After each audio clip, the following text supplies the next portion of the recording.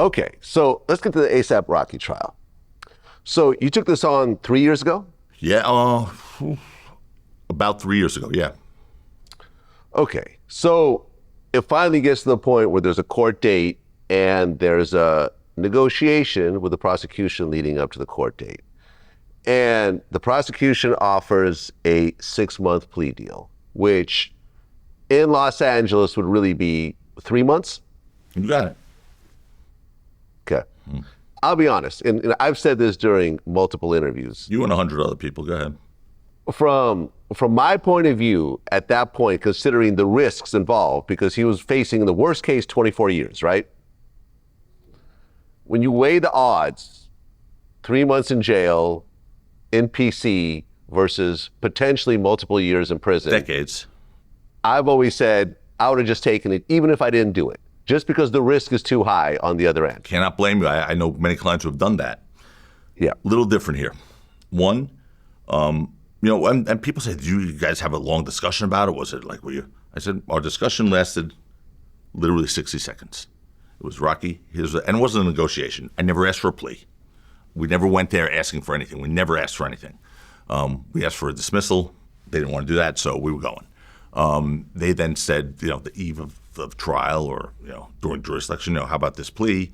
Would you take it? And I said, look, I'm duty bound and obligated to bring it to him. I'd get ready for trial if I were you, though, I said. And, they're like, what? Because, he's facing at least minimum a decade. He's going in for a decade if he loses, up to 24, whatever. I said, okay, thanks. And we spoke, Rocky and I. He looked at me in the eye. He said, Joe, how do you feel? I go, Rocky, we're going to win. And he said, okay, then I can't take this because, one, I didn't do it. Two, the plea that they were offering wasn't just take a few months in jail and go home and it's all even now. It was more than that. It was a plea to assault with a semi-automatic weapon, a 7-year suspended sentence that turned into 6 months, which would have been 3 months. But that suspended sentence hangs over your head there. He crosses against the red one day and someone has a bad morning. That's that.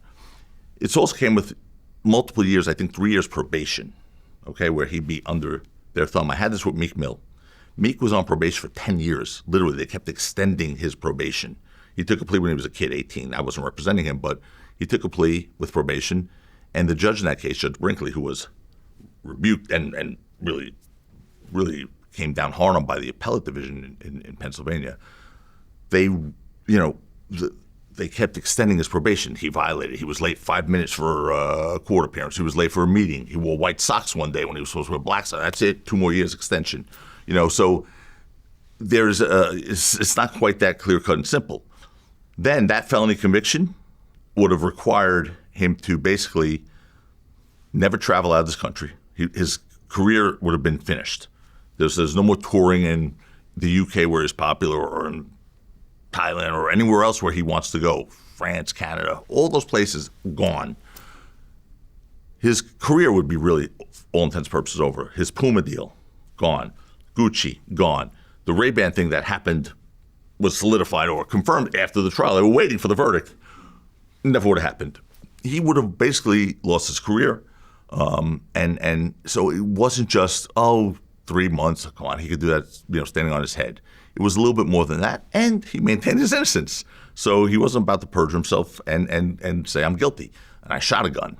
So it was that quick. Look, do you not think for a second, Vlad, I hadn't lost sleep over that? I mean, I didn't sleep during that trial. I still have the look. I'm looking at myself, and I feel, I wish you could do can you do a little Photoshop on this video later or something? Because, this trial was supposed to be 2 weeks. It turned out to be 5.5 weeks with jury selection. When you're on trial, any trial lawyer will tell you, at least the ones that count, you don't sleep during trial. I mean, you take maybe a nap for 2 hours, and you do it like this, with one eye open, a notepad next to you, because inevitably, in the middle of the night, I'm like, oh, God. And I think of something, and I write it. You're in court all day, 9 to 5, whatever. You grab something super quick to eat. I try to get a workout in because then my mind starts deteriorating. And then you get back into it. We're in the office till 3, 4 a.m. every morning preparing for the next day, fine-tuning what we're doing for the next day. And then you go again, and you're fine. In the courtroom, I'm fine. It's all adrenaline. You're going based on adrenaline. But, at the end of the trial, in every trial I've ever had, my partner Chad too, your body gives in and breaks down and you get sick. So for 3 or 4 days you're wiped out. So it's an experience that is hard to describe unless you've ever been in it. But it is, it turned out to be a 6-week thing almost.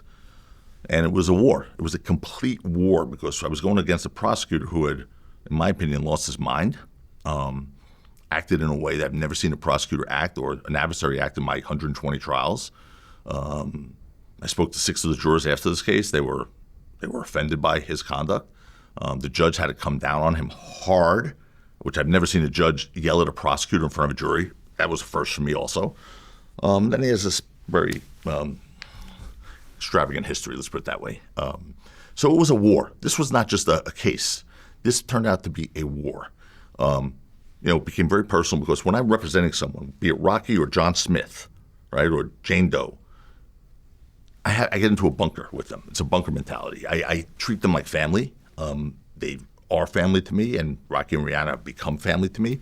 But in the moment, in the trial, I take everything personally. I don't let anyone try and put anything over. There's like, I think I'm just different that way. And some lawyers do it, but a lot of lawyers just, it's not the case. They go in there, they do their job, and then they leave. I can't. I have to, it's like I'm representing my son or my brother or something when I'm sitting there. And so I can't leave one stone unturned. And this Judge Arnold, said something to me that I'll never forget. He's been a judge for 32 years. And aside from the compliments he gave in front of the open court to Rihanna, he said, your husband's lawyer is the best lawyer trial lawyer I've ever seen. He then said to me, he goes, Joe, let me ask you a question. Do you do this in every case? I said, what, Your Honor? And he said, you didn't leave one stone unturned. I mean, like your cross-examination was brutalizing, but you just went through every fact, but you knew every fact. And then in your summation, 5.5 hours, but the jury was on the edge of their seats. You covered everything. Do you do this in every case? I said, yeah. I don't know how not to do it. He goes, oh my God. So it's not just because this case was like a high profile. I said, no, oh my God, of course not. I said, the poor guy who I represented last year, no one ever knew about, was facing similar consequences. How could I sleep and think that it's okay just to mail it in because he's not a high profile guy? And, so it was, it was nice that it was acknowledged by this judge who was a phenomenal jurist, and someone who had been around 32 years and seen that and said it. The other thing was the TV aspect here. I vigorously opposed this, Vlad. I mean, I didn't want a television in this courtroom because I've seen people lose their minds. OJ was a great example of how televisions make people become aliens instead of like judges or lawyers or whatever. I wanted this to be about Rocky and focus on this case. The judge basically said, that's California. Sorry, too bad you have your objection, whatever. Once the bell rang, I forgot there was a camera behind me. And you can see there were many times where it was obvious I forgot there was a camera behind me based on what I said or some things I said out of the presence of the jury or some of my facial expressions.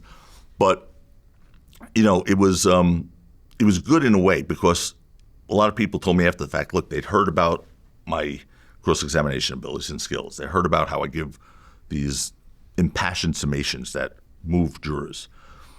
But they'd never seen it, or very few people had actually seen it. In New York, there's no cameras in the courtroom. In federal court, there's no cameras in the courtroom. So, there was a benefit, I guess, to it, that people actually got to see, me and what I do and see if the reputation was earned or it was just, a figment of people's imagination. So it was a good thing at the end of the day. And then, of course, you had that most incredibly emotional response to the verdict, and that was all surreal to me, that whole 4 minutes over there. But it was a great experience. It was a taxing experience. It was one that I've felt as much stress as I've ever felt in any case, but that's in almost any case. But this one, it became a lot more personal than it needed to be for Rocky, for myself, for my partner, Chad Siegel. And so it was a sweet win.